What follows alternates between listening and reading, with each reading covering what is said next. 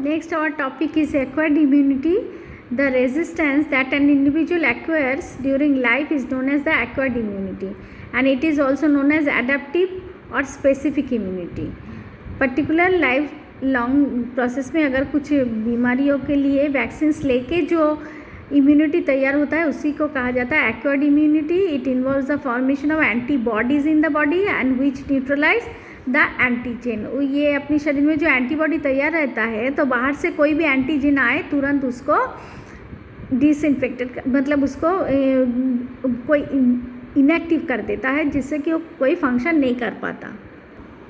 Now what are the characteristics of the innate immunity. इसमें 4 point है. First is the specificity, second is diversity, third is discrimination between self and non self and fourth is the memory. First is specificity.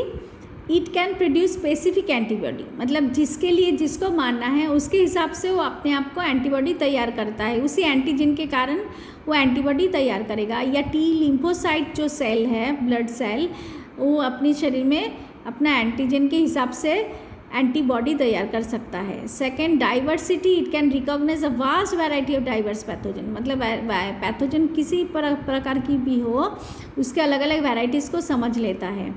Discrimination self non self. It differentiate between own body cell और foreign cell मतलब शरीर में जो sales है उसको समझ सकता है और बाहर के जो सेल है उसको अलग करके समझ पाता है. मेमोरी याद रखता है. When the immune system encounters a specific foreign agent for the first time it generates N immune response and eliminates the invader. बाहर से जो आया उसको डिस्ट्रॉय करके बाहर निकाल देता है and this is called as the first encounter. पहली बार है. And this immune system retains the memory. उसके दिमाग में रह जाता है of the first encounter and as a result second encounter with same pathogen brings about quicker and stronger immune response. जिससे कि जैसे हम वैक्सीनेशन में इसी थियोरी को याद करते हैं यूज़ करते हैं. वैक्सीनेशन के टाइम पे किसी बीमारी का बहुत कम परिमाण में ये इन्फेक्टेड एंटीजन शरीर में प्रवेश कराया जाता है. फिर उसके शरीर में जो एंटीबॉडी तैयार होता है नेक्स्ट टाइम जब वो इन्फेक्टेड होता है तो बहुत फास्ट उसमें से वो रिकवर हो जाता है. Next is the types of acquired immunity. This is also 2 type. One is the active and another is the passive.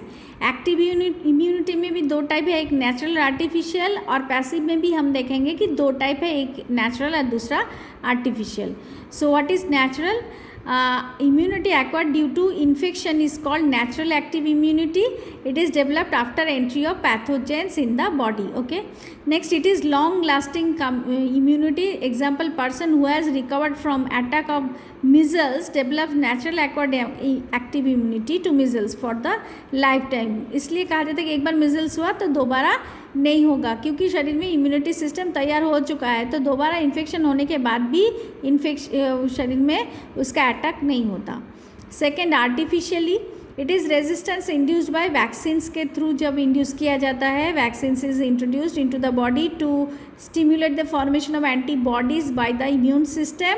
जैसे कि पोलियो वायरस जो बच्चों को पिलाया जाता है, BCG वैक्सीन, ये सारे. सच इम्यूनिटी में बी टेम्पररी और परमानेंट. बार बार भी देना पड़ता है या कभी कभी एक बार दिए तो चलता है. अलग अलग टाइप में अलग अलग प्रकार रहता है. अभी पैसिव इम्यूनिटी के types. Passive immunity is acquired when ready made antibodies are received by the body sales.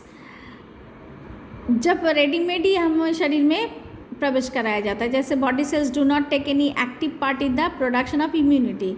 तो passive immunity can be acquired either naturally और आर्टिफिशियली. फर्स्ट नेचुरल एक्वायर्ड और पैसिव इम्यूनिटी जो है before birth maternal antibodies are transferred from mother to foetus through placenta. जैसे माँ को antibodies दी जाते हैं तो इसमें नेचुरली जो है कि आफ्टर बर्थ जैसे antibodies are transferred from mother to infant through colostrum. ये भी एक नेचुरल एक्वायर्ड इम्यूनिटी है.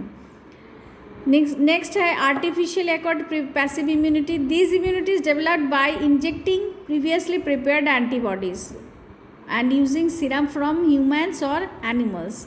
For example, antibodies obtained from hyper immunized horses are injected to humans against rabies pathogens is a short lived. लेकिन इसका life time कम रहता है. जैसे corona virus के इन्फेक्शन भी दिया जा रहा है वैक्सीन्स, ये भी आर्टिफिशियल एक्वायर्ड पैसिव इम्यूनिटी, तो उसका भी बार बार देना पड़ेगा.